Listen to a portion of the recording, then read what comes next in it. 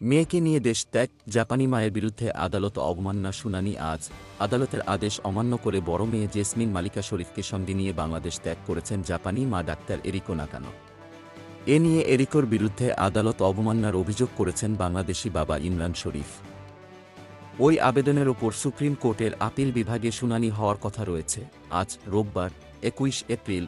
প্রধান বিচারপতি ওবায়দুল হাসানের নেতৃত্বাধীন আপিল বিভাগের পূর্ণাঙ্গ ও নিয়মিত বেঞ্চে এ বিষয়ে শুনানি হবে। এর আগে ইমরান শরীফের আবেদনের পরিপ্রেক্ষিতে গত ১৫ এপ্রিল আপিল বিভাগের চেম্বার জজ আদালত বিষয়টি সুপ্রিম কোর্টের আপিল বিভাগের পূর্ণাঙ্গ ও নিয়মিত বেঞ্চে শুনানির জন্য ২১ এপ্রিল দিন ধার্য করেন। প্রসঙ্গত ২০০৮ সালের ১১ জুলাই জাপানি আইনানুসারে বিয়ের বন্ধনে আবদ্ধ হন জাপানি নাগরিকরা এরিকো নাকানো ও বাংলাদেশি আমেরিকান নাগরিক শরীফ ইমরান। বিয়ের পর টোকিওতে বসবাস শুরু করেন তারা।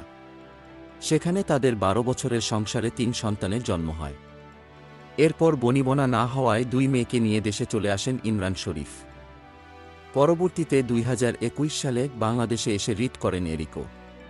তখন সুপ্রিম কোর্ট বিষয়টি পারিবারিক আদালতে নিষ্পত্তি করতে বলেন। ২০২৩ সালের ২৯ জানুয়ারি ঢাকার দ্বিতীয় অতিরিক্ত সহকারী জজ ও পারিবারিক আদালতের বিচারক দুরদানা রহমান শিশুদের জিম্মা চেয়ে বাবা ইমরান শরীফের মামলা খারিজ করে রায় দেন। সেই রায়ের বিরুদ্ধে পরদিন ইমরান শরীফ আপিল করেন জেলা জজ আদালতে। ১২ জুলাই জজ আদালতেও ইমরান শরীফের আবেদন খারিজ হয়ে যায়। তারপর তিনি হাইকোর্টে রিভিশন করেন। ১৩ ফেব্রুয়ারি সোমবার সে রিভিশন আংশিক মঞ্জুর করে রায় দেন হাইকোর্ট।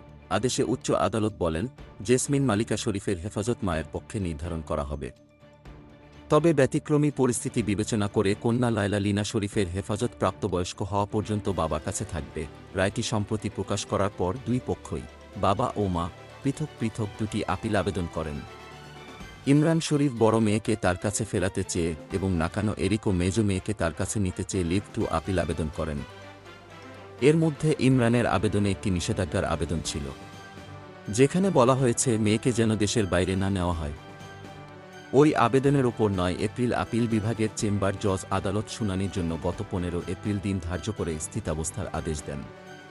কিন্তু এর মধ্যেই বড় মেয়েকে নিয়ে মা নাকানো এরিকো জাপানে চলে গেছেন। ইমরান শরীফের আইনজীবী ব্যারিস্টার রাসনা ইমাম বলেন, সন্তানদের দেশের বাইরে যেতে আদালতের স্থিতাবস্থা ছিল।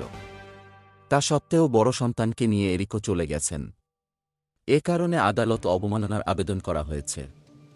২১ এপ্রিল আদালত অবমাননার আবেদন ও লিভ টু আপিলের ওপর করা পৃথক দুটি আবেদনও শুনানি হবে।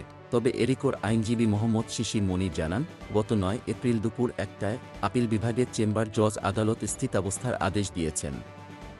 এ আদেশ হওয়ার পূর্বেই বেলা ১১টার দিকে ইমিগ্রেশন সম্পন্ন করে তারা দেশ ত্যাগ করেন। এছাড়া হাইকোর্টের রায়ের কোথাও বলা নেই যে বাবা ও মা সন্তানদের নিয়ে দেশ ত্যাগ করতে পারবেন না। গোলাম মোস্তফা, ডেস্ক রিপোর্ট, বিই নিউজ।